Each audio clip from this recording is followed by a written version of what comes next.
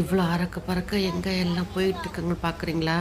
பெங்களூரில் ஒன்று ராகி சந்தா அப்படின்னு சொல்லிட்டு ஒரு சந்தா ஆரம்பிச்சிருக்காங்க. சண்டேனா ஃப்ரீ அப்படின்ட்டு இன்ஸ்டாகிராமில் ஃபுல்லாக ஃபேமஸ் ஆச்சுங்க.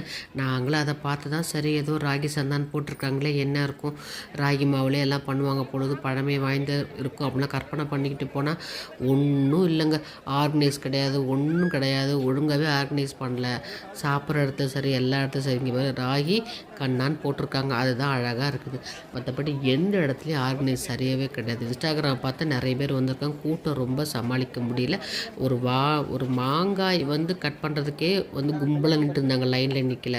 சாப்பாட்டு இடத்துலையும் லைனில் நிற்கிற எல்லோரும் பிளேட்டை தூக்கிட்டு வச்சுட்டு இருந்தாங்க, ஒரு லைனே ஃபார்ம் பண்ணல. அதே மாதிரி காய்கறிகள் எல்லாமே வந்து உங்களுக்கு ஆர்கானிக் காய்கறிகள் தான், எல்லாமே விற்று தீர்ந்துருச்சு. பலாப்பழம் இருக்கிற இடத்துலையும் கூட்டம் தான்.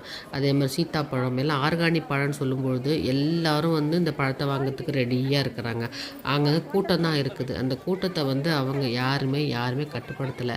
நல்லா அடிதடி இல்லாமல் போயிருச்சு. அந்த அளவுக்கு கூட்டம். உங்களுக்கு இன்னும் கார் வந்துக்கிட்டே இருந்துச்சு, பைக்கு வந்துக்கிட்டே இருந்துச்சு. நானும் நினச்சிட்டு இருந்தேன் ஒன்றுமே இல்லை. அங்கே நாங்கள் போகும்போது 12 மணிக்கே எதுவுமே சாப்பாடு கிடையாது.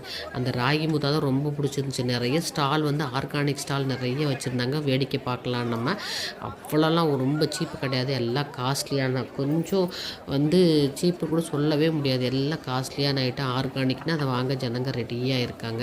நம்ம சாதாரண எக்ஸிபிஷனில் விற்கிற வுட்டில் இருக்கிற கட்டைங்க தான் அங்கே இருந்துச்சு, ஆனால் ரேட்டு ஜாஸ்தி. எனக்கு ரொம்ப பிடிச்சிச்சு இந்த ராகி முத்தாக்கின்றது தான். அதை பார்த்துட்டே இருந்தேன். அதுவுமே ஆர்கனைஸ் கிடையாது. இங்கே பாருங்கள், எல்லோரும் லைனில் நிற்காமல் தனித்தனியாக நின்று கை நீட்டி வாங்கிட்டு இருந்தாங்க. அவங்கவுங்க வந்து ஃபோன்பே ஜிபே பண்ணுறதுக்கு ரெடியாக இருந்தாங்க.